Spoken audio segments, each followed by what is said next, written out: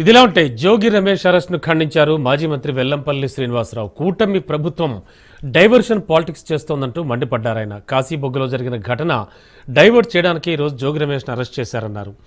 ఇక ఈ లిక్కర్ స్కామ్కి పాత్రధారులంతా కూడా కూటమి నాయకులే అని వెల్లంపల్లి ఆరోపించారు. జోగి రమేష్ ఎక్కడా తప్పు చేయలేదని, దీనిపై సిబిఐ విచారణ కోరుతూ హైకోర్టులో పిటిషన్ వేయడం జరిగిందన్నారు వెల్లంపల్లి.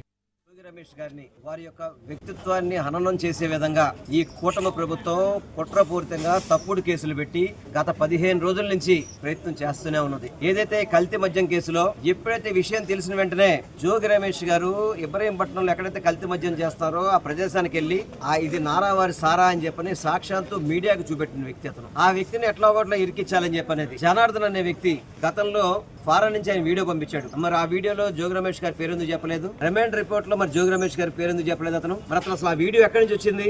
అతను ఎయిర్పోర్ట్ లో నుంచి డైరెక్ట్ గా మీరు పోలీసులు అతన్ని కస్టడీలో తీసుకున్నారే, ఈ వీడియో ఎక్కడి నుంచి వచ్చింది? ఇవన్నీ కూడా కేవలం జోగి రమేష్ గారిని భయపెడతానికి, జోగి రమేష్ గారి యొక్క గొంతుని నొక్కడానికి, జోగి రమేష్ గారిని వైఎస్ఆర్ కాంగ్రెస్ పార్టీలో యాక్టివ్ గా లేకుండా చేయడానికి, అదే విధంగా ప్రతిపక్ష పార్టీగా అతను జోగి రమేష్ ని అణిచివేయాలని చెప్పని ఈ కూటమి ప్రభుత్వం పనిచేస్తుంది. ఈ రోజు సాక్షాత్తు జోగి రమేష్ గారి ఇంటికి వెళ్ళి అంటే పోలీసులు తాళాలు పాల్గొట్టేసి తీసుకొచ్చేస్తామన్న పరిస్థితి. ఆయన డైరెక్ట్ గా చెప్పాడు, నేను వచ్చి మీకు సహకరిస్తాను, నేను ఏ విచారణకైనా సిద్ధం, నార్కో అనాలిసిస్ కైనా సిద్ధం, దేనికైనా సిద్ధం అనే వ్యక్తిని ఎందుకు మీరు అంత భయపెట్టాల్సిన పనే ఉంది? మీరు నోటీస్ ఇస్తే వచ్చే పరిస్థితి ఉంది కదా అతనికి.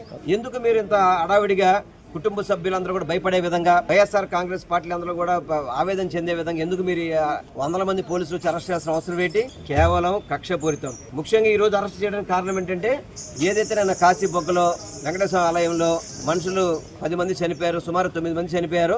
ఆ యొక్క చావుల్ని పక్కదారు పట్టించే విధంగా, డైవర్షన్ పాలిటిక్స్ చేసే విధంగా, అంటే వాటి అందరూ కూడా రాష్ట్ర ప్రజలు మర్చిపోవాలి, జోగి రమేష్ గారి మీద చర్చ నడవాలని చెప్పనే ఉద్దేశంతోనే ఈ రోజు అరెస్ట్ చేయడం జరిగింది. అదేవిధంగా జోగి రమేష్ గారు హైకోర్టులో కూడా వేశారు ఈ కేసు సిబిఐ విచారణ జరిపించాలని చెప్పని.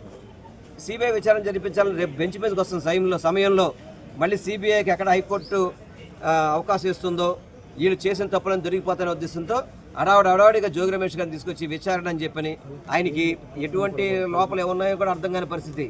ఏదో ఒక టెర్రరిస్ట్ని, ఒక పెద్ద గోండాల్ని, మర్డర్లు చేసిన వాళ్ళని దాస్తారే, ఆ విధంగా తీసుకెళ్ళి